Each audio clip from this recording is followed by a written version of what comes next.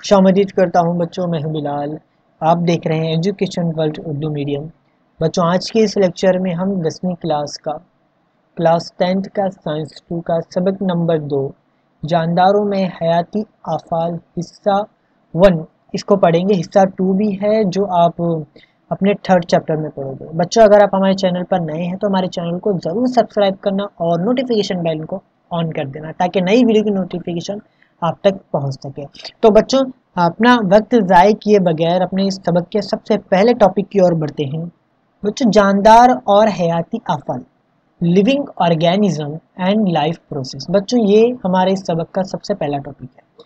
बच्चों, हम जानदार में जो भी जानदार दुनिया में मौजूद है उसके जिस्म में, उसके बॉडी के अंदर बहुत से निज़ाम जो ज़िंदा रहने के लिए होते हैं वो अंजाम दे रहे होते हैं। अब वो निज़ाम कौन से? निज़ाम इन्हेज़ाम, डाइजेस्टिव सिस्टम, जो खाना हम खाते हैं उसको हज़म करने के लिए मदद करता है। निज़ाम दौरान खून, सर्कुलेटरी सिस्टम, निज़ाम तनफ़ुज़ और रेस्पिरेटरी सिस्टम। बच्चों, इंग्लिश में इसलिए आपको बता रहा हूँ कि जब आप 11th में जाओगे, 12th में जाओगे तो वहाँ पर आपको सभी जो चीज़ें हैं वो आपको इंग्लिश में देखने के लिए मिलेगी। ठीक है, कुछ टॉपिक बार बार जो है रिपीट होते हैं, तो इसलिए आपको इंग्लिश में ही बता रहा हूँ और आपकी किताब में ही मौजूद है। आप अच्छे से रीड कर लीजिए और इसे दिमाग में बिठा लीजिए। ठीक है, तो बच्चों, ये जो निज़ाम है हमारे जिस्म के अंदर क्या करते हैं, अंजाम दे रहे होते हैं और इन सभी काम को हमें ज़िंदा रहने के लिए बहुत ज़्यादा ज़रूरी होता है। और इसके अलावा भी बहुत से निज़ाम हैं हमारे जिस्म में। बच्चों, ये डायग्राम इसे कहते हैं खुलिया। क्या कहते हैं बच्चों? इसे खुलिया कहते हैं और इंग्लिश में इसे सेल कहते हैं। एक मिनट, इंग्लिश में इसे सेल कहते हैं। और ये सेल हमारे जिस्म में मौजूद होते हैं और इन सेल से मिलकर ही हमारे आज़ा तैयार होते हैं। खुलिया किस तरह से होता है? सर्कल की शक्ल का होता है। अभी आपने देखा एक किस्म के खुलिये एक साथ मिल जाते हैं तो वो कुछ इस तरह से नजर आते हैं। देखिए,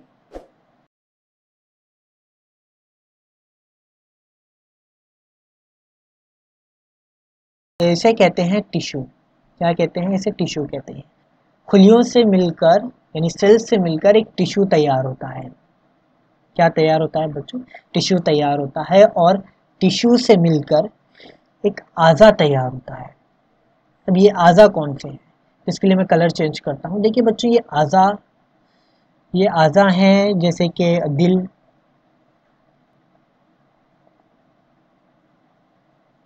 फेफड़े और जिगर और गुर्दे, ये सभी और वगैरह वगैरह जो आज़ा तैयार होते हैं जो हमारे जिस्म में मौजूद है। और जब इन सभी आज़ा से मिलकर एक निज़ाम आज़ा तैयार होता है। ठीक है, मैं कलर चेंज करता हूँ बच्चों, एक मिनट। तो क्या तैयार होता है? एक निज़ाम आज़ा तैयार होता है। निज़ाम आज़ा निज़ाम आज़ा से मिलकर बच्चों एक हमारी इंसानी जिस्म तैयार होता है, एक जानदार पैदा होता है। जो इंसानी जिस्म जो होती है, बॉडी तैयार होती है, ये आपको पता है। ठीक है, ये आपको बताना था। तो ये सभी चीज़ों से मिलकर हमारा एक इंसानी जिस्म बना है और जो आज़ा तैयार होते हैं सभी चीज़ों में सेल्स मौजूद होते हैं, खुलिया मौजूद होता है। खुलियों से मिलकर ही हमारा दिल, फेफड़े, जिगर, गुर्दे, ये सभी चीज़ें, अतड़ी जो है हमारी, बड़ी आँत, छोटी आँत, ये सभी जो चीज़ें हैं वो खुलियों से मिलकर बनी हैं। हर जानदार में, हर नबातात में, सभी में सेल्स जो है, खुलिया मौजूद होता है, वो सभी से मिलकर बनते हैं। और वो इतना बारीक होता है कि उसको देखने के लिए हमें माइक्रोस्कोप की ज़रूरत होती है। हम इसे ऐसे ही नहीं देख सकते, उसके लिए हमें खुर्दबीन की ज़रूरत होती है, माइक्रोस्कोप की ज़रूरत होती है। तो ठीक है, हम आगे की ओर बढ़ते हैं, उसके लिए आप नोट्स पर चलते हैं। तो ये सेल्स सिर्फ आज़ा, ये तैयार जो है हमारे जिस्म के आज़ा ही नहीं बनाते बल्कि सेल्स में एक तवानाई भी बनाते हैं। ये सेल्स इतने काम के होते हैं बच्चों की, इसमें हमारे जिस्म को जो तवानाई मिलती है वो इन्हीं सेल्स के ज़रिए, इन्हीं खुलिये के ज़रिए तैयार होती है। बच्चों, इस सेल्स में आप देख सकते हैं बहुत सी चीज़ें नज़र आ रही हैं। ठीक है, इस सेल्स में न्यूक्लियस होता है यानी मरकज़ा होता है और खुलवी मादा होता है और राइजोबोज होता है और ये होता है माइक्रोकांड्रिया, तवानिया होता है। ये तवानिया के अंदर, इस माइक्रोकांड्रिया के अंदर ही बच्चों क्या तैयार होती है? हमारी तवानाई तैयार होती है। और वो किस तरह से तैयार होती है, वो किस तरह से तैयार होती है, वो सभी हम सबक के जैसे जैसे आगे बढ़ते जाएंगे आपको बहुत अच्छे से समझ में आ जाएगा। ठीक है, तो सेल्स के अंदर जो है, खुलिये के अंदर सॉरी खुलिये के अंदर माइक्रोकांड्रिया होता है, उस माइट्रोकांड्रिया के जरिए तवानाई हमें हासिल होती है। और तवानाई जो होती है हमें कैसे हासिल होती है बच्चों? तवानाई जो है हमें कार्बोहाइड्रेट, चर्बी और प्रोटीन, ये ग़िज़ाई अज़ा के जरिए हासिल होती है। बच्चों इससे पहले आपको बता दूं कि ये सेल्स हमें तो ताकत लगती है, इसी तरह से हमारे जिस्म के अंदर जितने भी निज़ाम, जितने भी आज़ा काम कर रहे हैं उन सभी को भी तो तवानाई की ज़रूरत होती है। तो वो तवानाई ये सेल्स तैयार करती है। ठीक है, तो वो तवानाई हम जब कोई भी चीज़ खाते हैं, हम डेली जो भी चीज़ खाते हैं बच्चों, उनमें कार्बोहाइड्रेट एक ऐसी चीज़ है जो उसमें मौजूद होती ही होती है। चर्बी, प्रोटीन, ये ग़िज़ाई अज़्ज़ा से हमें तवानाई के अहम ज़राए हैं। ये जाते हैं खुलिये के अंदर और खून के ज़रिए जाते हैं, फिर ये सेल्स के अंदर आते हैं। तो ये सभी चीज़ें एक प्रोसेस होता है बच्चों। हम सबक में जैसा आगे बढ़ते जाएंगे आप पढ़ते जाओगे। ठीक है, तवानाई को भी मापा जाता है। तवानाई को कैलोरीज में नापी जाती है बच्चों। कैलोरीज 1 ग्राम कार्बोहाइड्रेट्स, मैंने जो कहा 1 ग्राम कार्बोहाइड्रेट से हमें 4 किलो कैलोरीज तवानाई मौजूद होती है। ठीक है, इतना आपको याद रखना है कि 1 ग्राम अगर कार्बोहाइड्रेट्स हम खाते हैं तो उससे हमें कितनी तवानाई मिलेगी?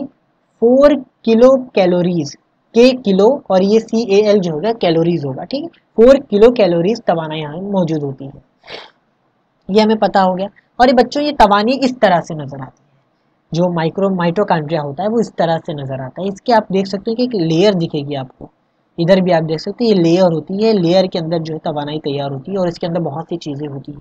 3 स्टेप्स में जो है उसके तवानाई तैयार होती है। हम आगे जैसे जाएंगे नेक्स्ट लेक्चर में पढ़ते जाएंगे बच्चों। अगले टॉपिक की तरफ बढ़ते हैं बच्चों, जानदार और तवानाई की तैयारी, living organism and energy production.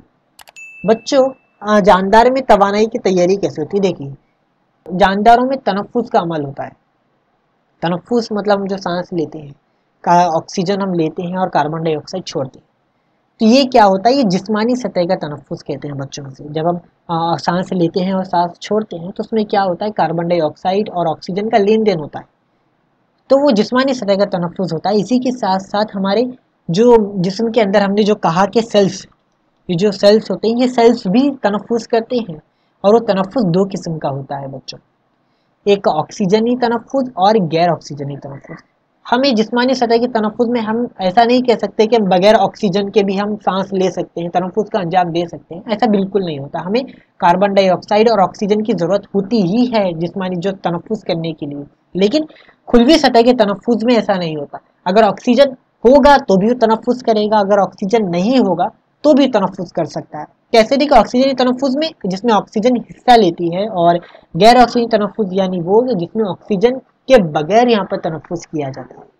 ठीक है, ये हम इसके बारे में भी आगे पढ़ेंगे कि ऑक्सीजन तनफ्फुस में किस तरह से एनर्जी तैयार होती है और गैर ऑक्सीजन तनफ्फुस में भी किस तरह से एनर्जी तैयार होती है। वो हम सब नेक्स्ट लेक्चर में पढ़ने वाले हैं बच्चों। जैसे कि मैंने कहा कि जिस्म को कार्बोहाइड्रेट्स की ज़रूरत होती है, रोज़ाना जिस्म को कार्बोहाइड्रेट्स की ज़रूरत होती है। अब ये कार्बोहाइड्रेट किस किस चीज़ों से मिलता है उसके लिए हम आपको बताता हूँ। तो हम व्हाइट बोर्ड पर चलते हैं, मैं इसे कलर चेंज करता हूँ।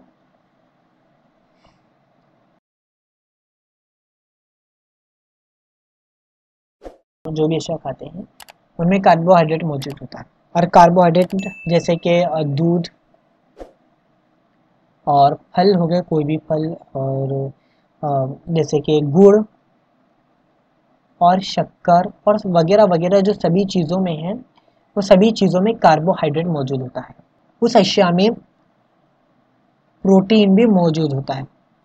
प्रोटीन और विटामिन भी हमें वहाँ पर मिलता है। वो सभी चीज़ें जो है हमारे जिस्म के लिए बहुत ज़्यादा ज़रूरी होते हैं। और ये सभी जो चीज़ें हैं हमें कार्बोहाइड्रेट, प्रोटीन, ये सभी जो चीज़ें एक साथ जो मिलेगी वो हमें सब्ज़ी में मिलेगी। जो भी हम खाते हैं वेजिटेबल्स, वो सभी चीज़ों में ये तीनों चीज़ मौजूद होती है। और बच्चों प्रोटीन जो सबसे ज़्यादा मिलता है वो मिलता है जो भी हम चिकन खाते हैं और मीट जो खाते हैं, हम गोश्त जो खाते हैं बच्चों, उन चीज़ों में कार्बोहाइड्रेट, प्रोटीन की मिकदार बहुत ज़्यादा होती है। और प्रोटीन जो होता है वो फर्स्ट क्लास प्रोटीन कहते हैं, वो भी हम डिटेल आगे मैं आपको बताऊंगा। ठीक है, तो प्रोटीन जो होता है वो सबसे ज़्यादा किसमें, जो भी हम चिकन खाते हैं, मटन खाते हैं, तो वो सभी चीज़ों में प्रोटीन जो होता है गोश्त में, हैवानी गोश्त में, वो सभी में प्रोटीन सबसे ज़्यादा मौजूद होता है। जो तवानाई होती है उस तवानाई को एटीपी की शक्ल में हासिल होती है।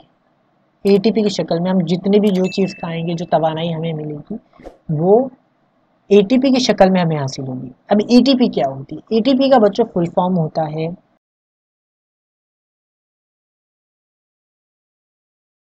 एडिनोसाइन